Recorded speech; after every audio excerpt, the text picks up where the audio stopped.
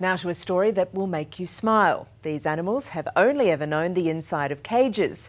But thanks to the work of some courageous Aussies, they've finally been set free. They were hesitant first steps, but natural instinct came quick.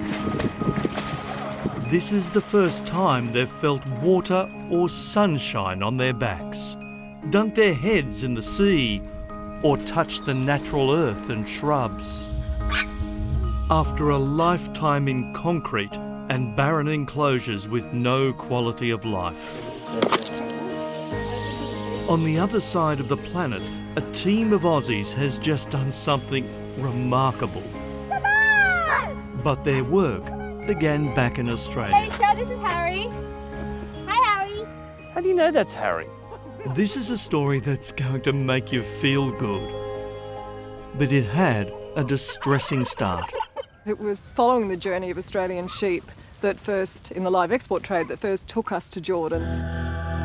It was Lynn White and the animal protection agency Animals Australia that told us about the suffering of sheep being sent to the Middle East.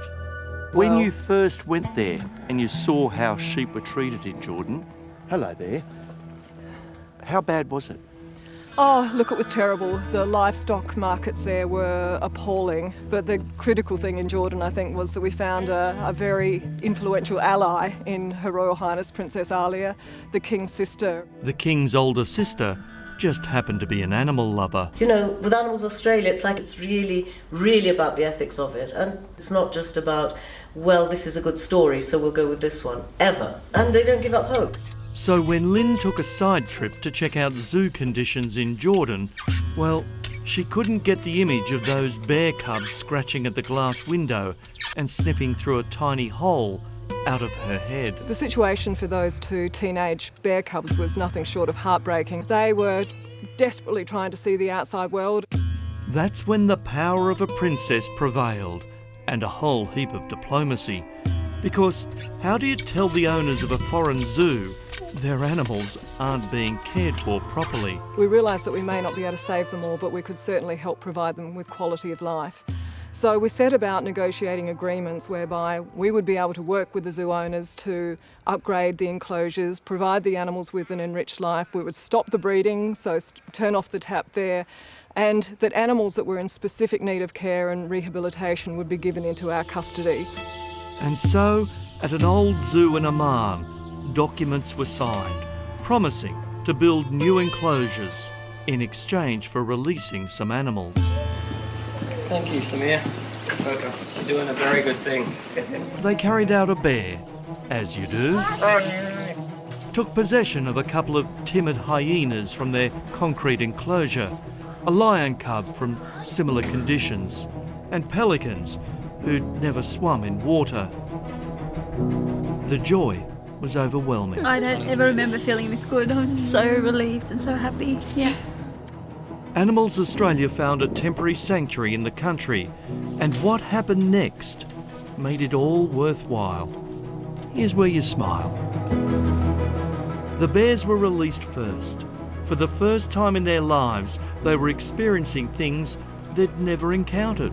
Fun things: climbing, digging, swimming. The lion cub was next. Toys and space to keep its body active and mind thinking. Lynn was just as excited. The vision of this has been incredibly important because we then show the zoo owners and their joy at seeing these animals experience joy. You watch the light bulb moment.